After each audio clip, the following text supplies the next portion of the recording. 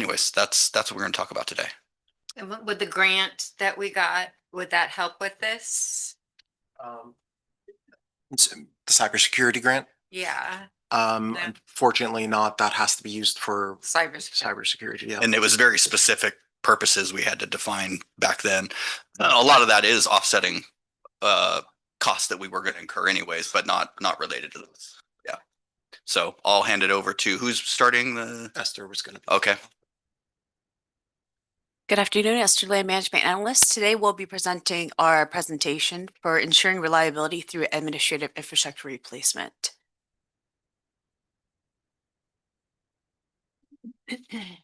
A couple points on the agenda, and then I will go ahead and turn it over to our IT manager, Ahmed. Very briefly, our ERP costs have continued to rise over time. Year over year, we've seen escalation with our current contract.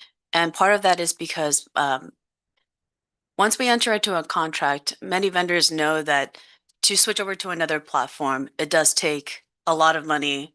As you'll see in our next slides, implementation costs, which is basically the cost of switching to another system. There's always a double cost.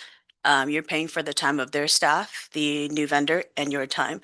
So because of that, a lot of vendors know that you're kind of price locked. So they take that ability to go ahead and increase their costs over time because they know that if you were to leave, we'd have to incur a high cost anyways. Because of those reasons, you'll see in the future slides from our CFO, Constantine, that the escalation is pretty dramatic over time, over a 5-year period. Most agencies around us, they have already been replacing. This is a very normal activity for agencies. Just to name a few, FPUD is currently going through it. They just signed a contract. Rancho Water District, Monte Vista, City of Carlsbad, they all are going through ERP system upgrades. And the matter of fact is, since 2019, which is when our oldest platform that we brought on, there has been significant advancements in technology. And it's year over year. One of the things that are very apparent for everybody to experience is the dramatic upgrade of the DMV system. You know, now all the appointments, everything you can do online, and that's cut down on a lot of wait time for customers. We can experience that with similar things with upgrading our ERP systems, and we'll go through that in the future slides as well. And the last thing that our IT manager will touch on is really the aging of our current systems. We have a really big system right now. It's a great system, but it's comparative to the Titanic, where we only really need a little sailboat for the district. And Infor, our current platform, it's a very powerful system, but it's used for companies like aerospace companies. So there are a lot of modules that the district doesn't need.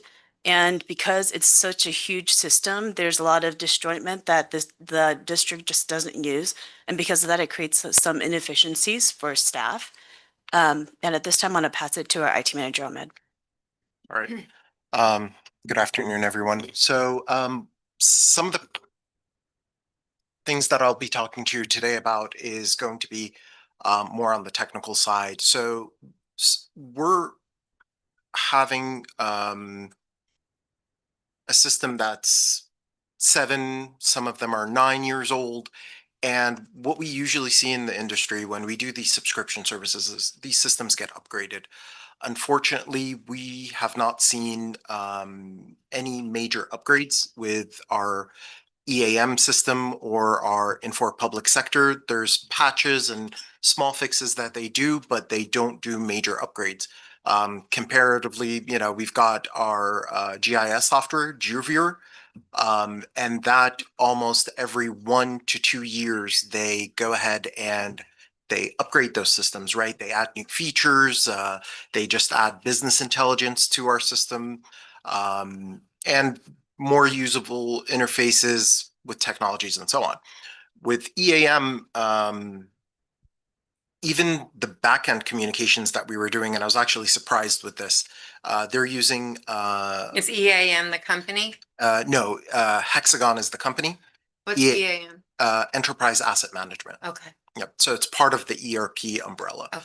It's the system that kind of controls all of our work orders, and so a lot of our operations based asset management, right? All of our repairs and all those, everything that kind of, that operations is doing is kind of run through that asset management The program. Titanic right now. Well, that's that and our financial system. but Yeah. Yeah. It's part of the Titanic, and it's trying to navigate the Titanic through a river, right? So it's not the most easy to use, but it does have a lot of functionalities. This is not anything bad about them. This is just, it's built for something way bigger than our agency.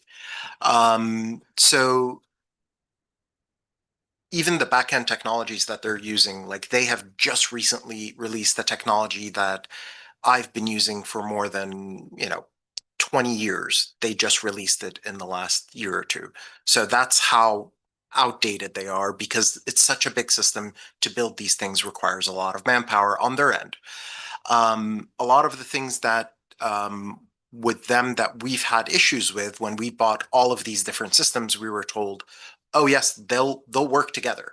Now the caveat with that was they'll work together if you pay us, right? So this is one of the things that we focused on with these new ERP systems, is to make sure that all of these systems communicate together without additional payments to these companies. Whereas right now, whenever we want the asset management, which we'll create a purchase order on, to talk to Cloud Suite Financials, which handles all of our monies, we would have to pay additional funds to get them to talk together, even though it's or it used to be one company. Can you, when you get a software system, you buy the basic package and then you have add-ons? Is that what you're looking at doing? Like, we need this, we need that, or it's a all encompassing, like So, this is yes. huge, but Yep. it's not, there's no add-ons, like this costs $100,000 after the fact. Yeah, so the EAM and Infor they're not add-ons. We do have the full packages with these softwares. Like they have everything from like vehicle management systems, right? Not a good vehicle management system. We couldn't get our mechanic to use it because it doesn't do what a vehicle management system does. It can't look up parts and give them the pricing and manage repairs and have staff report those repairs to our mechanic. So it has a lot of softwares. The part that we're having trouble with is getting them to communicate together. And as soon as we start talking about that, there's no fixed price that they give you. It's more just consulting services, open-ended, right? So And very labor intensive, lots of troubleshooting. I mean, basically you're redoing an implementation at that point is what you're doing. I'm sure you're gonna So, get to this, but yeah. is there a company that we want to go with that encompasses it all? Yes, so some of the companies, and Constantine and Esther will talk a little bit more about those that do these things, and we've ensured that all of their modules speak to each other, right? So in lieu of that, what staff have been doing is downloading reports from one system and uploading them to another system, sometimes having to modify the structure of that data so that one system outputs in one structure and the other receives in a different. So that's time consuming, human error goes in there, and it becomes more of a problem for us. Even our auditors recommended more automation, which we understand what that would entail, which means, a couple of $100,000 to get all of these systems to talk together. And it's still whatever we told them about. If there's something that we didn't need at this time or something like that, then we would have to contract them again to come in and to do more. Because of human error? Well, the Also. automation, the automation, usually you don't want human intervention when two softwares are talking together. They should just talk together, right? Right. They have something called APIs, application programmable interfaces, which allows softwares to talk together. And if two softwares have those, they should just communicate. The new softwares do have that we've been looking at, but the current one, and the current one does as well, it's just these softwares, they already do it, right?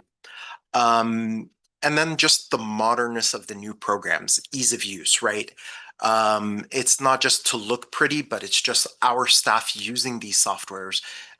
They might have to go, like if you would call us up and you would say, well, I'd like to know what my meter consumption is.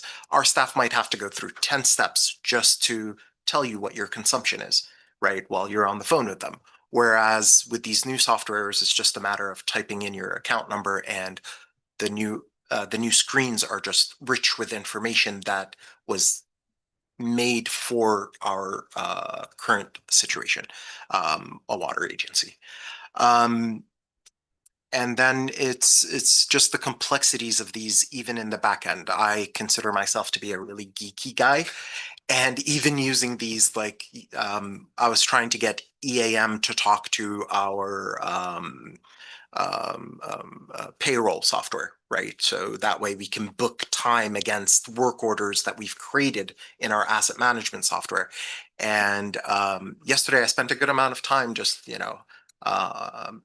figuring out how to do that, did figure it out in the end, but still, with more modern softwares, it's better documentation and so on. I just know that the more complicated it is, the less they're going to use it.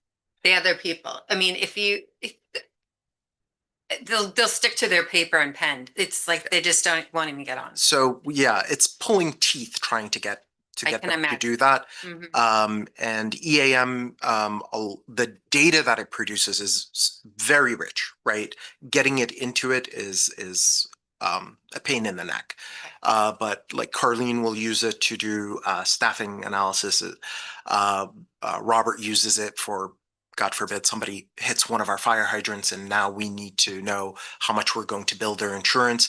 It produces that information, but a lot with our intervention in there, because the EAM system doesn't talk to our payroll system to find out, well, Ahmed worked on fixing this fire hydrant. How much did it cost us to get Ahmed to do that work? So if you have any questions about any of the technical stuff, I'm happy to answer it for you. I guess I'm so interested in the AI and I want to go to that Rancho tour of how Yeah. they do it, if that has anything to do with it. That whole discussion was actually all about their CIP. I think they're doing some stuff with their pipeline replacements is Okay, what so they're it's doing. not really about this. No, but Can I but add we'll talk something about on that. the Go ahead. Yeah. AI? Yes. So a lot of these newer systems that we're getting are incorporating AI because they know how much people would like to use it, because it saves a lot of time and saves a lot of staff time.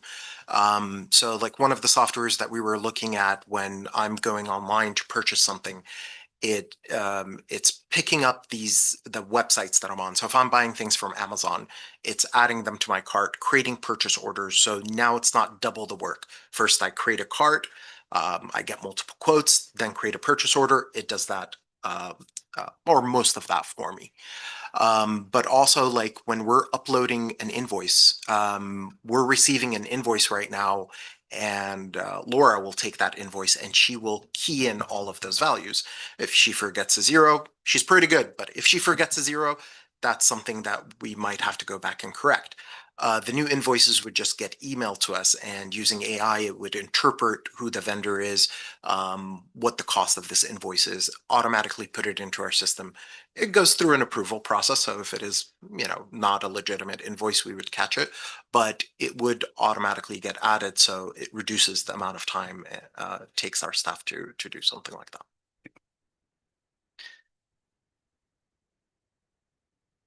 I'm good. We have more. All right. All right, we'll go on to the next slide, but I did want to go back to your comment about if we went out and looked at other vendors. So in the past 6 months, our whole team has gone out. We reached out to 15 different vendors because the competition is so broad now. Back in 2019, when the district brought on Infor, that was the best decision they made at that time with the current technology then. Back then, Infor, it's a very, very big beast. Most districts and municipalities think at that time, then with the information they had, they thought the bigger the better. As time goes on and we communicate with other districts and municipalities, when we reach out to these vendors, we also went and talked to our partner agencies, 15 of them, and we asked them what their gripes were with their current systems, because some of them have already gone over to vendors that we solicited to. So we listened to them. Is their customer service good? How are their escalating costs? How's staff using it? How do the customers use it? Because a lot of the portals, it doesn't just affect staff, but it affects our customers as well. It makes it less frustrating for you to go on and make a payment. Instead of 10 clicks, you do 2 clicks. When you pull up your screen, it's not the user interface, the design, it's easy for you to navigate. instead of just finding a gray screen with 20 buttons and you don't know where to go. And in this time, time is valuable to our customers. They want to get their bill and they want to pay and they want to download their things. All those things have been modernized so well now. And that's also one of the reasons why we're able to save a lot of money if we switch over, because the competition is so stiff out there that back then you can be related to in the 90s when the SanDisk gigabyte disk first came out, it was $90 for two megabytes or something, and now it's $10. It's kind of like that, the ERP. Since 2019, the technology has advanced so much that it's benefiting districts now because we have the leverage now that we have a lot of different varieties in choices and we have more information to pick a system that is right for our district. There's systems that are good for other cities and other districts, but because we know how we're going to use our systems and reaching out to these vendors and talking to other agencies, we have the best information now and we can make a very good decision and at a great cost savings to the district, which translates to costs that we can control with passing to our ratepayers. There's a lot of costs we can't control, cost of, construction, cost of water that we buy, but this is a cost that we can control and staff has really been looking into. We have found an answer to cut costs over the next 5 years. So one of the things I wanted to point out is this is a screen, this is an example of one of the systems that's out there. And what you'll see is it's beautiful. It's everything you want to see as a water user. You log on, you see your balance, you see what's past due, you see where your meter is, all your information that you need. And what's also great is everything that you need, if you need your bills and for the last 12 months, when you do your taxes for your business, you can download it in detail. Currently, our system does not have that capability. Right now, we have about 50 customers that call in at the end of year every year to do taxes. And our customer service has to go create a report, extract it, clean it all up, and then send it to the customer. Mind you, it might only take 10 to 15 minutes because our customer service reps are really good at their job, but that's time that could be spent somewhere else. And that's also time that doesn't even have to be spent. Customers don't have to call in. They can take care of all this by themselves. And these are features that systems out there offer as a standard base. Next slide. Another one of it is, this is a really cool feature that I like because we've all had struggles with walking our parents through a screen over the phone when we have to help them out with the software. One of the great features is that when somebody calls in a customer service and they're asking, I don't know how to get to this portal, there's a feature where the customer service, we can pull up the exact same screen that the customer sees and you can walk them through it. And especially with our demographic, it's very helpful. And this is one of the cool features that we're really excited to see offered out there. And again, currently it's not offered with our current platform. Are you saying our customers are old? Is that what you're I saying? did not say that, Jake. Gen Z is really not good at technology either. I'm a customer. Next slide. But let's talk about the efficiencies and how it's going to benefit the board of directors, you guys, us, staff. Currently, when we need to ask for some reports, we have to go back, pull all these reports, put it all together. We do a pivot table, we create graphs in Excel, everything. With the new financial systems out there, it's point and click and create. And what that is it gives you data faster for you to make faster decisions, and not just faster decisions, but better decisions. Because the platforms that we looked at, it's no longer 5 different companies that we work with. It's one company, or it's 3 companies that really meld together and they've integrated everything together. So it's not a benefit to just staff. It's a benefit to everybody because the more information, the more transparent the district can be. And the information can be spit out really fast for everybody to digest and use to make better decisions for our customers and for our district. Next slide. Another thing is simplified reporting on demand. Charts, graphs, everything, we can generate that with a point and click. Could be 25-point process right now with Info, and then going to pull a report from Hexagon, which is what pulls a lot of our payroll and timekeeping and also our assets and all those information, all that is all in one database, because we are looking at vendors that all these features live under one umbrella, under one company. Next slide. And now I'm going to turn over to our CFO. He's going to go over the cost savings and our projections for the current system and future systems. Thank you, Esther. Hello, everyone. I'll go over the cost savings that is really a cherry on top for this project. And I'm very excited for this project and getting a new financial software for us. I looked at our current invoices per year, how much we're receiving, and I looked at the in how much are they increasing year over year. It's about 10%, and we have no control over it because we're not locked in a contract. So we just get an invoice, and I did the project estimates and currently we're paying for multiple separate systems. So we have invoices coming in for our Infor Class with financials and for EAM, the asset management software. Together, it's about 366,000 per year, and this is just to pay for invoices for those systems each year.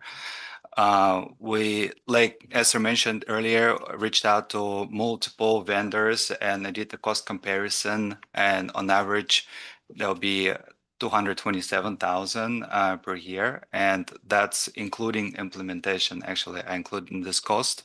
So it's really, we're looking to save about 700 to 900,000 over the next 5 years, which will relieve the pressure on the fixed costs on the water and wastewater, because this is where ERP costs usually ended up in the budget.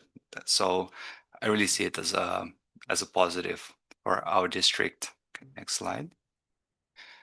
Here I did a quick analysis, ROI. So this is a return on investment, and you will see where the line's crossing. This is where we actually break even on our investment. The blue line is if we stay with the current system and paying 300,000 per year. So you'll see how over the course of 5 years, we'll spend 1.8 million on staying with the current system. And if we go with the new system, that's a red line. There is going to be on the first year cost up front. So it's about close to 600,000, but then we will break even and we'll start saving after year 2. So, and I think it's really cost savings on the long run, even though there is going to be a cash up front on the implementation for the year 1. All right, next. All right. And this is just to wrap up in the conclusion. So our current system is the highest for 5-year horizon, highest cost. And like Ahmed mentioned earlier, without having any modernization or AI. And I'm actually very excited about having AI in AP system, where their technology now, it would read an image of the invoice and will create automatically key invoice instead of manually keying in by Laura. And the new ERP proposal has elevated cost on the year 1 because of implementation, but then it will stabilize thereafter. And also when we're getting a new system, we can be locked in a 5-year contract. That way our cost will not be increasing dramatically, and then we'll be able to have a better control over costs for the first 5 years of a system. And next please. And this will be our recommendation, and it will go to the board for review for us to bring actual cost comparison of different systems, and we'll bring it in March board, and then the board will decide on exactly what kind of system we want to go with. So right now we just need an approval to go with this project. Yeah, basically we're just looking for, kind of a thumbs up to move this into the budget process. Because like Constantine mentioned, what you've got is some year 1 costs because you've got to do the implementation, right? So you got, but then obviously the cost year over year is much reduced, and so a 2-year ROI, it's a pretty good project. In any kind of project you'd be looking at. So really, all we're looking for from the committee, from the board at this point, again, just a step 1 is, yeah, this is worth taking it a step further. Let's see what it looks like as part of this year's budget and go from there. What do you guys think? Can you advertise the upfront implementation cost further out? So you can save some of your front end. Excellent question. Like accountant level. So when you're implementing a software, especially with a 5-year contract, for example, you can amortize your implementation costs. It will not hit operating expenses all in year one. It will actually be evenly amortized over. So there will be no pressure on the rate on the year one at all. Yeah. It will be intangible asset instead of being an expense. Mhm. Mhm. Good question. How much are we talking about here? Approximately, if we can go back to my graph, we're talking about 500,000, close to 600,000 on implementation for year one. And if we also will include some of our staff time and possible overtime in finance and IT, but you can keep in mind that that time will be capitalized instead of expensed, so it can be weathered off in their 5-year period. Yeah. Oh, But like Constantine said, the impact on the O&M budget is flat, right? Because you're going to amortize over. The Exactly. cash will actually go out, right? You have cash going out, but it doesn't impact, again, talking about O&M, which hits the fixed cost.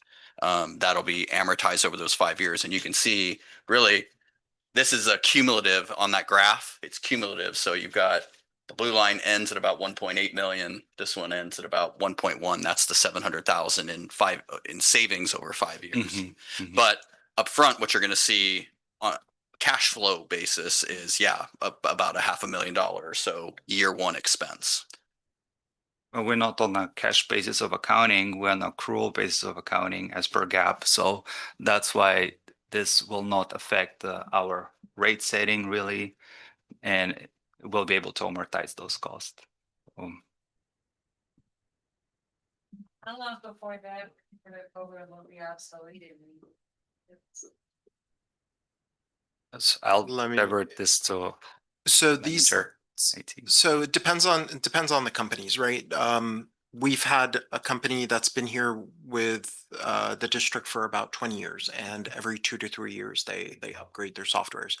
The companies that we are more interested with, and Constantine and I and Esther have seen a lot of these softwares where the softwares are really outdated, meaning that there was no investment into those, and we dropped those right away.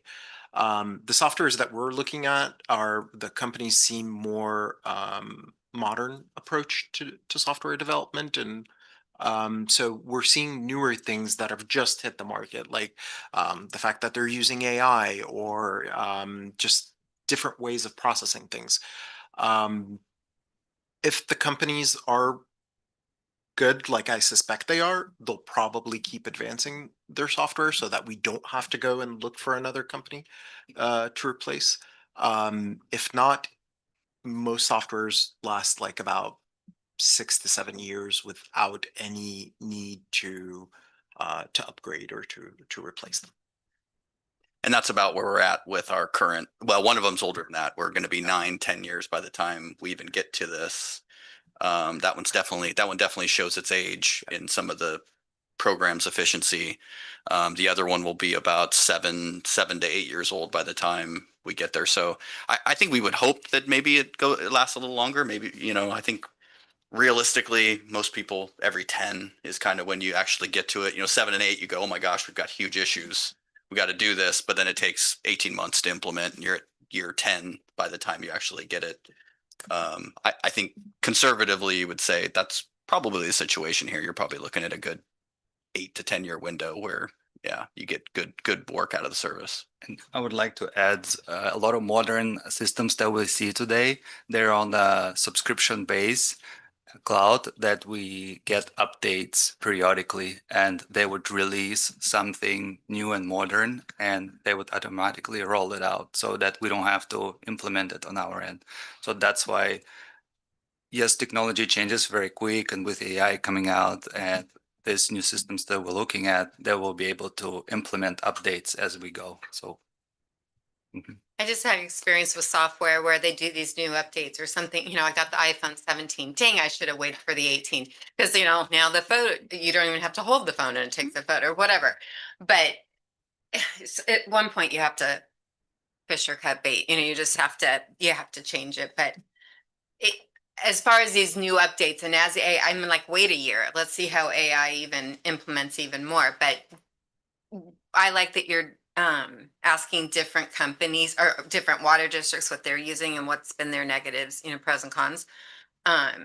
Do they charge you for that new update every year? Or is it just part of the subscription? So Director Hoffman, that's actually a great point that you made. We expect from all these softwares that we get on a subscription servers, including the ones that we currently have right now, to have updates all the time. The latest versions of these softwares Okay. should come in with easier to use. And what we faced in what we currently have is 7 or 9 years where the same issues still continue to Stagnant, exist. yeah. It's a huge company, and you've got a Titanic, you don't add to it as much as more software that's leaner like this. But with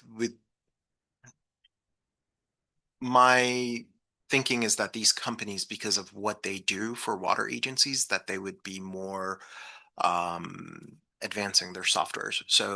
And they are subscription services. So they're in the cloud. If they want us to continue to pay, they need to advance their softwares. With our current software, they're not. So, and that's why Mhm. we're recommending. Yeah, and I love that you brought up Apple because Apple is not a software company, they're a hardware company. So it makes sense for them to try to make their phones obsolete. But you can think about ERP kind of like Netflix or streaming services. They're constantly pushing out new information or new movies because they want to keep you hooked.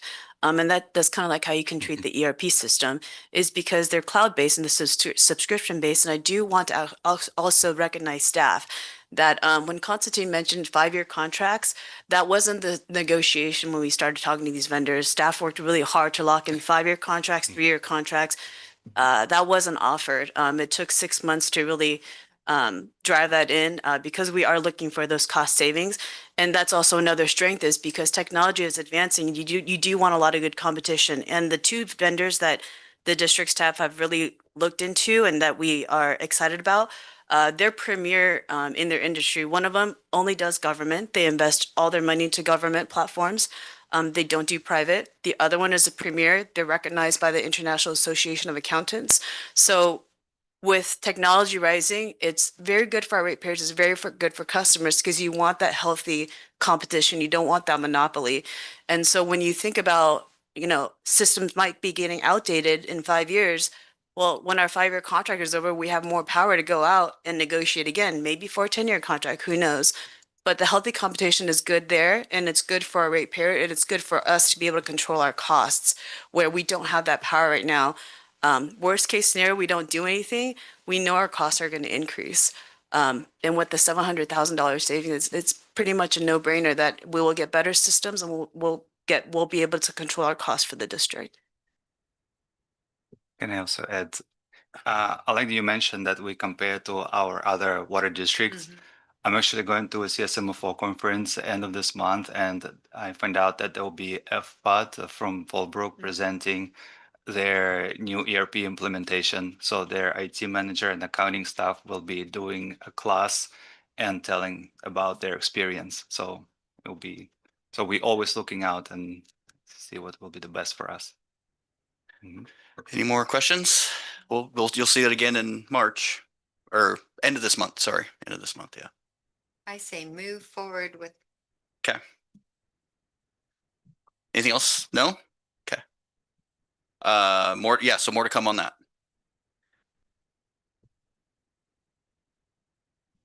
Ready for the next item? Yes. Okay. 3B. Mid-year operating capital budget. This is something we do every year. Basically, it's just, hey, we close out December, so we've got through the first half of the year. A lot of times we'll take a look to see, we're honestly every month we're looking at it, but it's a good time to kind of check in and go, how are we doing budget wise? Is there anything out of the ordinary that we need to make some adjustments for? Those kind of things. I got, pretty pleased this year, and this has been a theme kind of, I think, the last couple of years. As far as the operating budget goes, we're just kind of right on track. There's nothing, and that's kind of those are the expenses we can actually can control, right? Internally, each department has their own budgets and that are established at the beginning of the year. We really don't have any adjustments there, which is a good thing. Sometimes we talk about water sales. If we've fallen behind on water sales, sometimes there's some action we need to take, budget cuts and things like that if we don't have the revenue coming in. We're a little behind on water sales this year, but it's in the single digit percentage, 5%, 5%, something to that effect. So nothing, financially, it's not, anything really and really that was just we had a cool month of July. That was most of it. Dwayne shut his water off in July and Small. and we had a couple of rain events too, late November, late December, so that we saw some demand reduction there. But we budgeted pretty conservatively there too. Just so not a lot of concern there. Again, these guys will go through it, but the biggest thing is the pipeline break. We've got a CIP budget increase because of the pipeline across 76 that needs to be repaired. So we figured we're far enough along down the road on that to where we should probably add it to adjust it now as part of the mid-year, because we'll be getting bids on that here pretty quick. And so obviously an unexpected CIP expense. Good news is our reserves have recovered. So we actually have funds within that CIP reserve and this is exactly what they're for, right? So we don't have to go at the end of the year and go, hey, I know we talked about a 4% rate increase, but now we have to do 8 or 6 because we've got this unexpected expense. This helps us weather those types of events. And so I think that's what we're looking at. We need to adjust the budget, but we're not talking about rate increases or anything like that to weather it. We're just, again, it'll just be coming out of reserves and that's what they're there for. Anyways, I'll let these guys go through some of the detail and. Thank you, Jake. Yeah. And I would like to start with the table. We can review the table here. That's what we are adjusting. And you'll see on operating adjustments, really, those are just the reclasses of expenses into CAP. So finance got together with operations manager and with engineering, and we reviewed the type of work that they're doing and identified that should be capitalized actually. So our capitalization policy is anything you spend over $10,000 and it has a life over 1 year. So instead of fixing the valve or a pump, they actually had to replace it, for example, then it would be a capitalizable event. So initially it was budgeted in operating expenses. So total is 270,000 and we're moving it into capital. So it will be a positive actually impact on our financials because our expenses reducing and actual capital assets are increasing. So that's one of the good things that we reviewed during the mid-year budget. And then moving down the table, we'll look at the CAP projects. We're able to find cost savings in EV charging stations. We did it in-house and we didn't have to spend original 100,000 that was budgeted in there. So we found some cost savings there. And then those are reclass of the CAP projects that we're adding. So they're actually net zero with operations and with savings in the EV charging station. The net is really just a line NN where it's going to be 2.6 million. That's one of the main ones. And we added also Gomez heli hydrant, 150,000. This is added fire protection for Gomez and McGee tanks and pump stations, as well as remote water siphon helicopters in the area with no water resources. So, and then we'll see one project on the wastewater side for 75,000. This is preliminary project scoping effort for LS1. A couple of things I wanted to note on this, just because we're going to be talking about CIPs, soon enough. A couple of the projects that operations took on, these were water quality based. and these have been kind of long-standing issues within the district system. But we actually did kind of a pilot project a year or so ago, and really it's adding the ability to mix and dose our disinfectant at the reservoirs. So we started up at the Gomez tank, a reservoir we had a tremendous amount of trouble with, especially when demands go down. You're just not turning enough water. We've talked about that a little bit.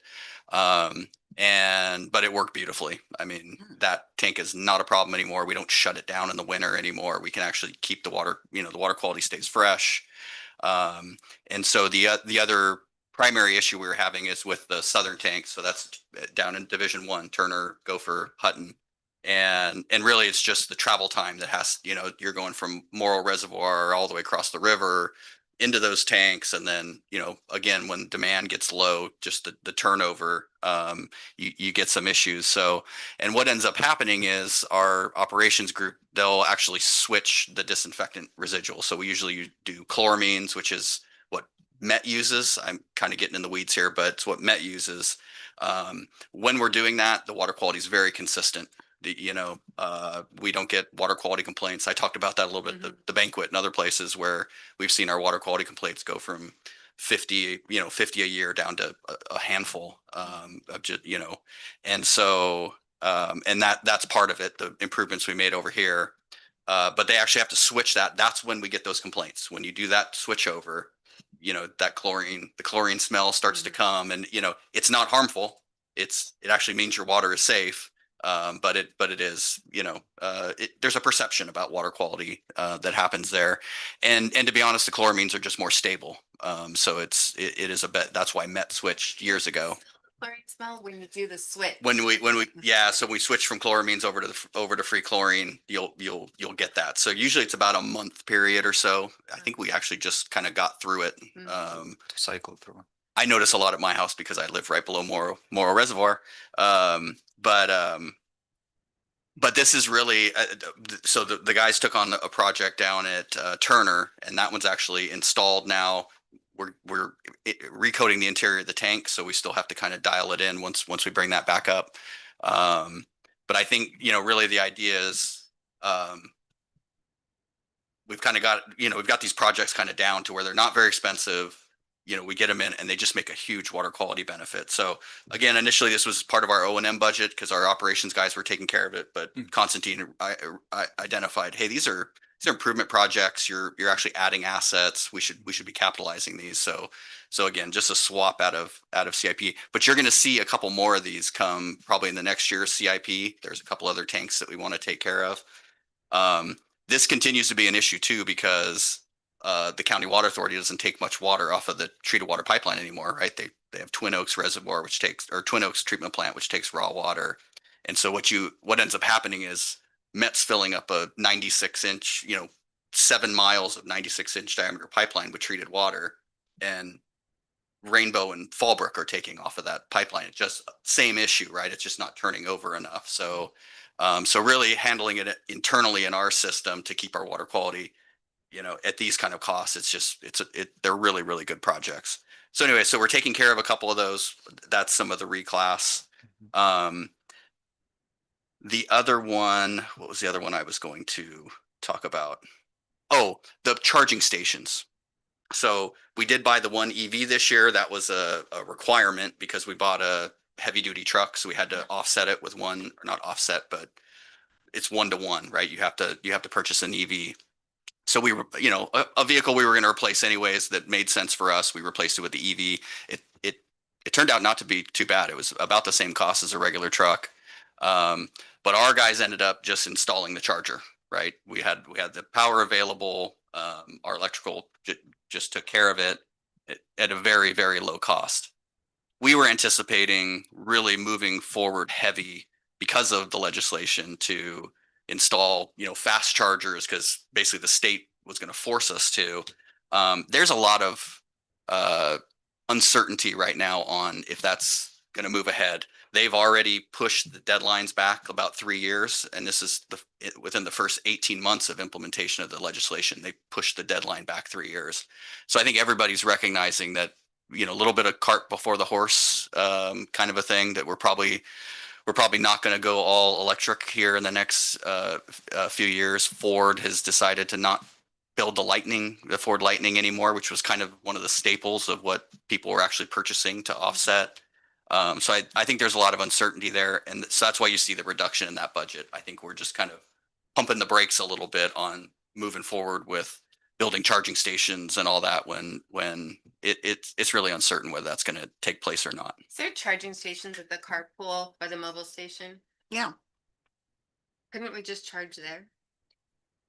If you bought more electric vehicles? Probably not ideal to park I mean, you're talking about charging overnight and things like that. Yeah, probably not ideal. But again, it's something we're just going to continue to monitor and we're going to kind of move at a nice slow pace as we go into that. Not overinvest. We don't want to overinvest. So that was it.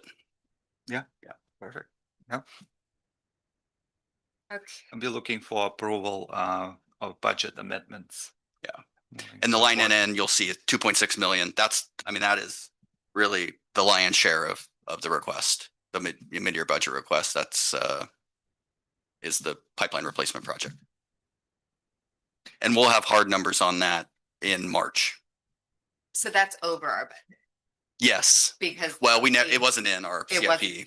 This is over because of pretty much the pipe. Yes. Mm-hmm. It's 98% of your, Well, we already put it on. so that's mid-year budget. Wayne? I don't know if this is the appropriate time, but by the way, I like this round table. Oh, Hopefully maybe a little larger round table. Well, with if more people show, we'll Oh, add a table. We will make room. I think this is more like a business type environment, more conducive to interaction and discussion, a little less formal. Thank you. All of that is a good thing. I wasn't quite certain when it was being proposed on the changes, but Thanks, I Wayne. think it's a nice change. I know I've talked to Constantine, I know I've talked with, sorry. Sorry, I thought it was loud We have enough, maybe hundreds- not. Hundreds of people online or. Oh, Hey. now the pressure's on, I'm in big trouble now. I know I've talked to Constantine, I've talked to the board about getting relief for agricultural sales, and again, I'm not sure when this gets more seriously revisited, but it needs to get revisited straight away. The reason I say that is a couple of fold, and again, just for the benefit of others that, may not be familiar. I am legitimately a second generation farmer, so I know how to farm. More importantly, I'm about as nuclear as you can get in a farming operation. I do all my own irrigation, I'm hands-on, because I can't afford, largely because of my costs and, obviously revenue constraints as well. But having said that, I know how to grow, I know how to maximize my fruit production, and I'm hands-on, which is reducing my cost to the lowest common denominator. And Josh will attest, I'm having to rely on grants, and thankfully so. Otherwise, I would not be here. I would be out of the farming business. So I interact with other farmers. I'm involved still with the California Avocado Commission. I'm involved with the American Avocado Group and the like. We're obviously working on legislation and other things on the trade side of the equation, but it needs, in order to be able to maintain agriculture in this district, it's going to require relief on all fronts, and it can't wait anymore. Okay. I mean, I know what the farmers are thinking and talking about, and and I'm not exaggerating this to make a point. There are several that are ready to throw in a white flag. Okay. Now, why am I concerned about that? Well, obviously, I would like my efforts to be able to be passed on to the next generation. Okay, I'm passionate about farming, maybe others aren't, but I believe in the US producing its own food and having its own food security. I know as a professional in this area, this is one of the God-blessed, most valuable agricultural growing areas you will find in the world. The natural resources that we have here are virtually irreplaceable in other areas. And for me personally, to see that go to waste just kills me. It absolutely, cuts to the core. And there is still infrastructure out there. I mean, people have taken trees out, but they've left the irrigation systems in and the like. They still have topography, they still have the area. And I would like to actually not see things not only diminish further, but stabilize and then reinvigorate, because there is areas and the like that can be replanted, hopefully with the assistance of Cash for Crops and some other programs that you've got. But we've got to keep the patient alive in the meantime. And what happened, in my view, regrettably, after the detachment, is cost to agricultural, your customers, jacked up significantly. I mean, we were working hard to help everybody, including ourselves, to get it detached to begin with, but to be rewarded, that's being a sarcastic term, if you will, with immediately higher fixed cost and higher per unit cost, dramatically higher, wasn't what we were looking for. And that wasn't what was represented to the public. We represented to the public that the basis for why we were pushing for detachment was to save agriculture. And we're not saving agriculture. And this can and not be kicked any further down the road. And I'm just being as candid and serious, okay?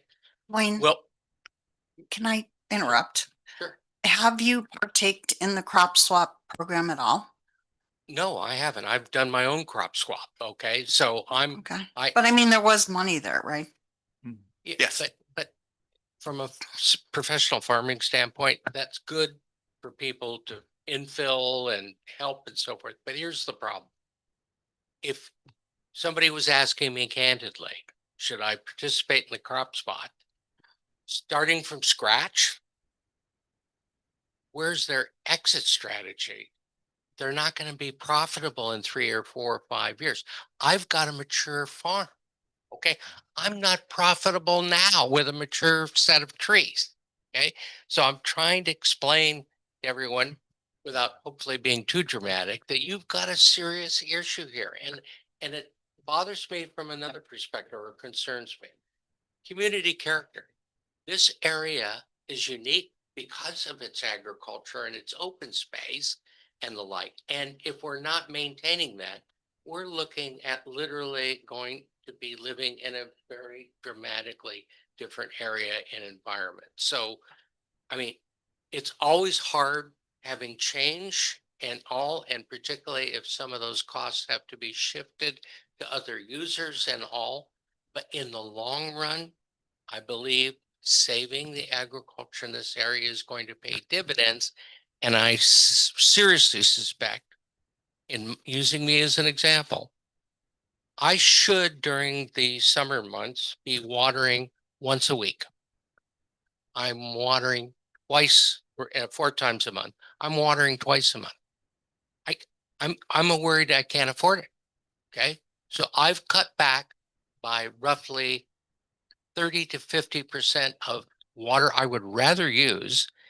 And the problem is, it's a Solomon decision. The water, I should be using more water to enlarge my fruit. If I enlarge my fruit, I'm able to sell it for more money. And if you will, support more water or other costs than the like. But I am too concerned about having basically not being able to pay my water bills, which are hard enough as it is. And this is a decision that is being faced by every single farmer, I think. Yeah. So it's got to be resolved, and it has to be met in some means. And I know I've talked to Constantine. I know there's an interest, but it has to go from interest into action. So I'm glad you're here, because the next item, you might like the next item. And it's not the only thing we are working on this. This is actually something we've talked about in the past too. Yeah, me and Josh will go through kind of what we're proposing, some admin code changes. I think you might like. We've got a couple other things that we're working on too on that front, and I think I share the same vision that you have. I mean, and that was, you know, when we kind of got some traction behind the crop swap program, I think that's kind of what came into my mind was it's great that we're getting people replanting. You know, maybe their grows are too old, right? I've got 35, 40-year-old trees that are using a ton of water and not producing as much as they once did. And so it was time. And we saw some of that, you know, so reinvigorating existing planted acreage, people that were committed, probably passionate farmers, you know, those kind of things. We did have some swap. So some people that went to lower water use crops and things like that. But you know, you've seen the numbers. Most of it was avocados. Yeah, I grow avocados now. I'm just going to plant new avocados. That was the majority of our participants. But I had the same thought that, you know, that was great for that, you know, make it sustainable, somebody who's passionate and already there. But I did get questions from some folks that had already, hey, I took 3 acres out of production, right? I still have 2 or I have 3, but I took half of it out, you know, those kind of things. Can I get help bringing it back? Right. And Crop Swap couldn't do that because it was a grant program that was based on water savings. Right. So expanding a field just wasn't part of that program. We were kind of constrained by the limitations that the state put on there. It was a drought grant. So that, you know, that's just what it was.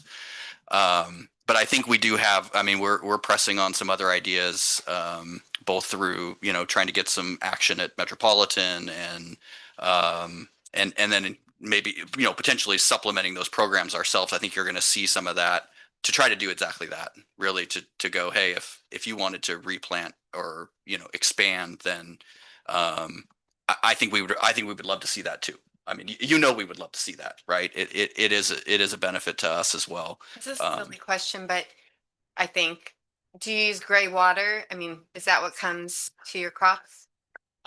We can't for avocados, Okay. unfortunately. They're too sensitive to salt content. Okay.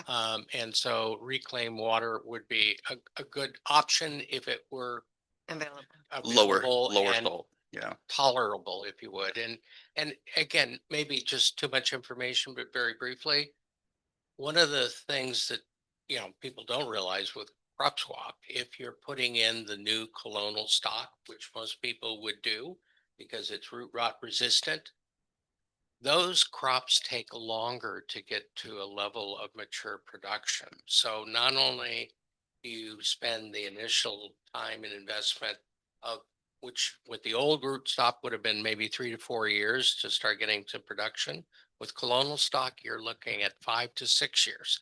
So you got longer holding costs, which means you've got more invested in terms of capital in order to get to a point of more returns. So when you're talking to people about whether they want to participate and do these things, they got to realize and so forth that it's a long, not a short-term window and the like. And there needs to be hopefully a rainbow or a pot of something or another at the end of the rainbow rather than just losses. So that's the reason for, I think, being able to be, you know, concerned about this issue. Thank you. Okay, thank you, Dwayne. Are we done on that one? Yeah. So we'll go on to item 3C. This is a proposed amendment to the administrative code regarding water capacity charge and the reduction in meter size. So downsizing. And this, if you go back, and Josh is going to go through the presentation here, and he'll give you a little bit of recap too. But we talked about this in December, and really we had a couple of things that came out of that, you know, kind of deep dive into our downsize program and kind of, you know, the requests that we see and how do we want to deal with some of these things. And really 2 main changes that we proposed, one being implementation of a low income rate assistance program.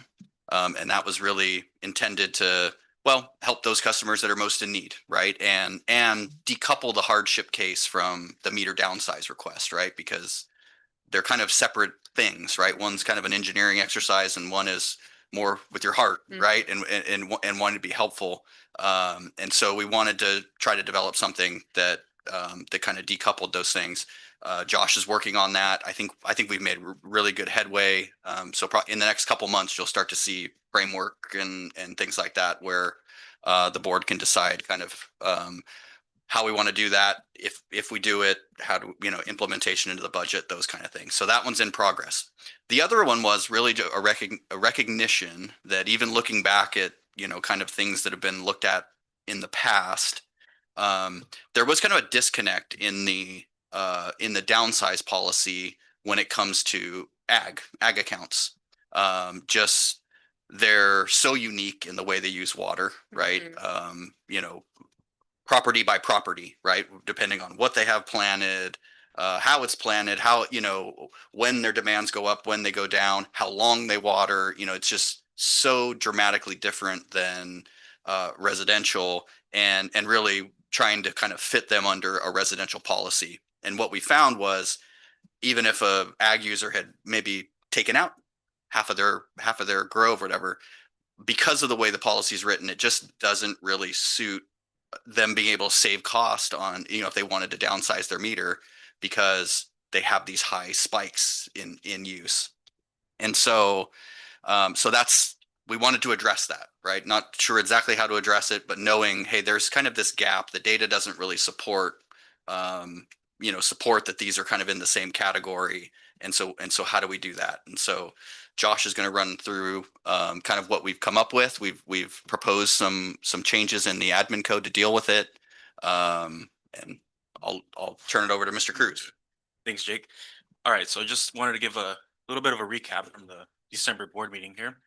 So these slides might recognize them here. So going back to that study that was done in 2017. So basically what the study did is it just told us how much water each meter size can handle.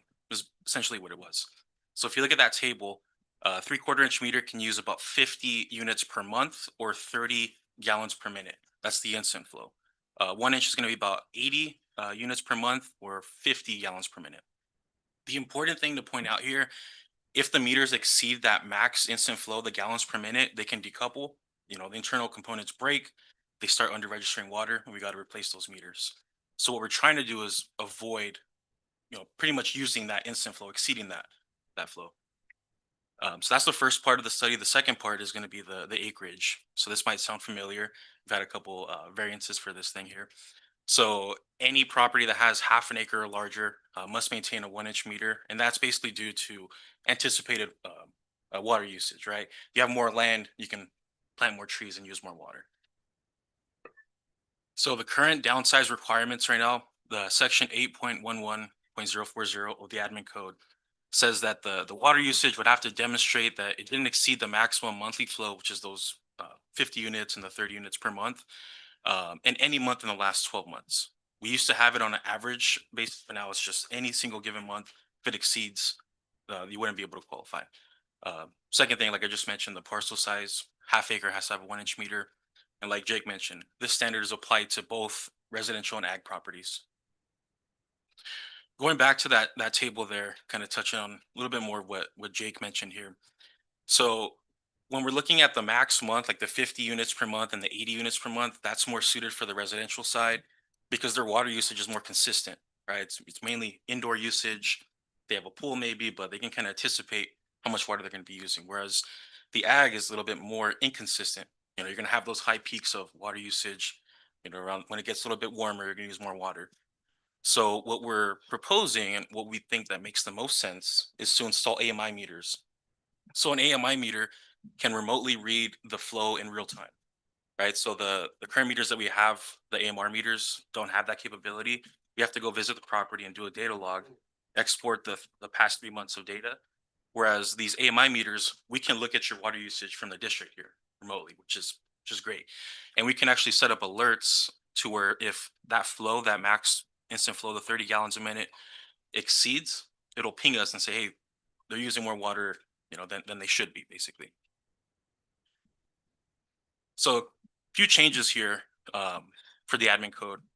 Like I just mentioned, so because of the high variability for the ag usage, kind of hold them more accountable to the max instant flow, the GPM, rather than the max monthly flow. And that really won't penalize them on the water usage per month. So we're just protecting our meters. The second one is if the customer exceeds the maximum continuous flow, the GPM, the district may install a flow restrictor on the meter to limit the flow.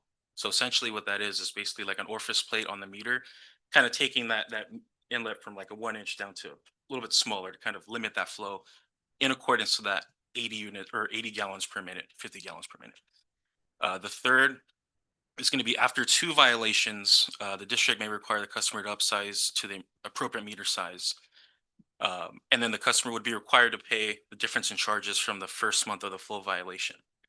So basically the way it was before, or the way it's currently written is if you have 2 violations in a 2-year period, we would go back to the date of the original agreement, the meter downsize agreement, and you have to pay the difference in fees from that date going forward. We want to change that to where we're just going to the first month of the violation. So we don't want to penalize them to the date of the agreement. Rather, you violated September, right? And then you're going to kind of be held liable that date. So those are the 3 main changes that we think is going to be better for ag. Yeah, and I'll give just kind of broad perspective on some of this stuff. I think these are kind of the main background behind the changes that we're proposing. One is we kind of, and this is something new for the district. It was kind of, there was no standard really, or there was no standard course of action when someone exceeded their, the maximum flow range of that meter, right? Which Josh mentioned, causes damage to the meter if you exceed. And so in one section of the admin code, we've included just, hey, if you exceed that max instantaneous flow rate, right, which is usually really high, right? I mean, you gotta really run some water through it. If you exceed that maximum flow rate, then the district has the ability, or it's basically informing our customers. We will go out and go, hey, we're going to limit this to that max flow rate because we don't want to break our meter, right? Because that meter breaks, we go out and replace it. Guess who pays for it? All the district customers pay for it, right? Based on those actions. So wanted to provide a little bit of accountability on across the district as far as how that works, right? Would you go back to the last slide? So that's the first part. As far as the ag customers and I'll call it the right sizing of the meters. Basically what the process would look like on that is, if they've made a change in their property or they don't use like they used to, right? I have a 2-inch meter, but I don't use 160. I don't push it to 160 gallons a minute anymore. I'm 80 gallons a minute and I can prove it, right? Basically we go through an engineering review, right? They submit and we go, okay, let's make sure you're not going to exceed the flow. Let's make sure you're not going to do this. And that's kind of the approval process to get them. Yes, you've made this change. Let's go down. Like Josh said, then there is even accountability on the back end of that because we have the ability to at any kind of frequency, right? Every 3 months or 6 months or once a year, whatever it is, go in and go, okay, how we doing on these accounts, and go, oh, wow, we're exceeding. Hey, you got to get this under control or we're going to come out and restrict the flow, right? We've got something we can do there. The last change, the one that Josh talked about, as far as how, if somebody's going, hey, you're right, I can't, 1.5 inches doesn't do it for me, I got to go back to the 2-inch. We wanted to be a little bit flexible in, there could be a time period. Maybe you decide I'm going to stump my trees for, I'm going to do half my grow for, and my water use is going to be down for multiple years. We want to give our growers some ability to do that, right? Okay, your demand on the system is going to drop. Here you go. Now, if you come back and you go, hey, I'm going to start exceeding, I need that. It seemed unfair to go all the way back to the beginning and go, I was compliant for 2 years, but we're going to charge you for that 2 years because you couldn't stay in that range forever, right? So this actually changes it to where we go, hey, the first month that you exceeded, we'll go back to that. This is where you started, using more water. You need the bigger meter. You got to pay those O&M charges and move on from there. So it gives our ag customers more flexibility in potentially, savings on the fixed cost if they've reduced their, their demand on the system, and also, to make some of those changes kind of in the interim. So that's what we're after. This is kind of our approach to deal with kind of the discrepancy in the program.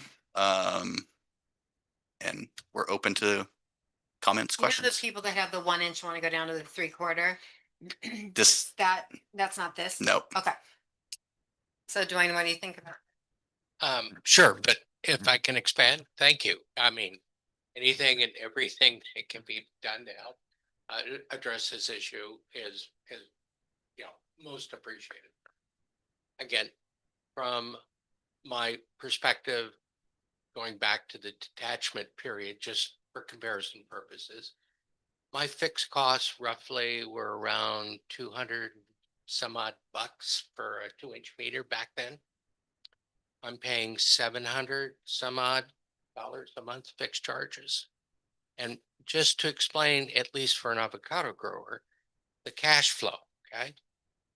If you have a calendar year starting in January, typically our harvest starts from February through about July or August and the like. That's when we're picking. And that's also when our highest water use typically is in the summer months and the like. So what happens now under the current policy with the higher rates that were based on meter size only, not the other contributions that ag made to increasing water sales or the environment or anything else, but based on that old study that was done back, 4 some odd years ago. What happens is when we get to November and the like, and we're not harvesting, rather than having some opportunity to recover from a cash flow standpoint, we're facing increased fixed charges. So basically what happens is we don't ever have any relief in sight. We're just upside down in any way, shape, or form. And that didn't used to be the way the policy worked in Rainbow. In the old days, basically, the fixed, it wasn't based on just how big a meter you had. You had a reasonable fixed charge that was, I would say somewhat nominal and affordable and the like. And then your water usage somewhat was dictated by weather and the like, and your own perseverance and management. That is no longer the case. We're up against it all the time now. So thank you. So I guess your question would be, to staff too, is there some way to reduce their fixed charge? Well, this is exactly how they would do it, right? If you can stay under those instantaneous flow rates, you can reduce your meter size, which reduces your fixed charge. Fixed charge is based on your capacity you've got in the system, right? And Prop 218's had a lot to do with this, right? On how we allocate charges and how they, what's fair and not fair, and supplementing one is, not supplementing one or the other. Obviously that's played in a lot, and it's not getting any better. We talked about some of the cases that have come out recently, where districts are being sued based on 218, and it seems to the bar that we have to continue to hit seems to be getting worse, not any better. But again, this is taking a much more engineering style approach to this, to where if you can actually go, hey, I'll do longer run times under these instantaneous flow, so I can stay underneath these instantaneous flow rates. It does take perseverance by a farmer, right? Because it's convenient to go out and go turn it on, and I water everything, and then I go out and turn it all back off. You may have to zone things to be able to do this, multiple blocks, which I know a lot of farmers do anyways, but Jake, is that true? They have a higher fixed rate, but you have a lower variable, and that's how we Correct. do this under Prop 218. correct. Actually, what happened after the detachment, we ended up being hit with higher fixed and variable rates. We got twofered. Is that true? Okay. I came out Well, of detachment. Yes, what Dwayne was a PSAR customer. So, when we combined all the rates, so 80% of the ag customers actually got a discount But the PSAR customers, that it was a melded rate and their rate did go up. He's absolutely correct about that. I mean, what's happened since then, we're actually under what would have been the PSAR rate now. So there is a benefit. I'm sticking, you may smirk. I understand, but it's true. You know, those costs now have normalized because we haven't touched them basically. And, you know, since that happened, but, and everywhere else has been experiencing 15%, 17% annual rate I just increases. listened So to Jake in some meetings and I know he not agonizes, but this is a great concern to him. And as a board, I just have to listen to staff and Jake telling us what legally we can do to Right. not. well, and so Okay. this is a step, right? I think there's a lot of other things we want to do, but this at least puts a little more, you know, this puts a little more control in the hands of the user to go, hey, yes, I can manage this under this flow rate, so our meter's not damaged, right? That's kind of where, you know, where the line is, and you know, and we're not going to penalize you 5 years from now if, you know, if in 4 years you go, hey, I need my water back again, I need to do it. You know, we're not going to go all the way back 5 years and try to nail you, right? So there's some certainty there. You know, so I think this is just one. Is it a huge step? I don't know. For some, it might be, you know, depending on what you can do. But I think and again, this is just us trying to be fair to everybody, right? That, hey, we understand that ag doesn't fit into this same box. And so how do we create a policy that, you know, protects the district's equipment, but, you know, provides some flexibility in how much do you take off of the system instantaneously, right? That's kind of how those charges are derived, you know, again, within the legal framework that we sit under. If I may, just to add, just for education, be the devil's advocate. If for example, I think you need to probably survey how many folks might actually, from an ag standpoint anyway, be in a position to take advantage of it. I, for example, would not downsize from a 2 to an inch. I've got 4 blocks that I already irrigate. So basically, I'm irrigating 4 or 5 days a week already. So the idea of me watering 6 or 7 days a week because I've got to turn on more blocks in order to have the sufficient pressure to be able to put the adequate amount would not be at all interesting or viable in my particular case. My operations manager tells me weekends are for catching up, but I don't know. I work 7 days a week. But hopefully 2 of them aren't irrigating. The farmer. Yeah. Well, we should talk. Yeah. Okay. Finance report. Right. Monthly finance packet. Yeah, December monthly financials. I'll take this one. Our water sales as of month of December, 6,147 acre-feet, and for the whole year we budgeted 11,000. For December month, we're about 6%, 5.8% below our water sales target. Due to more rain this year, but it's not so drastic. It does not really affect so much of our operating expenses.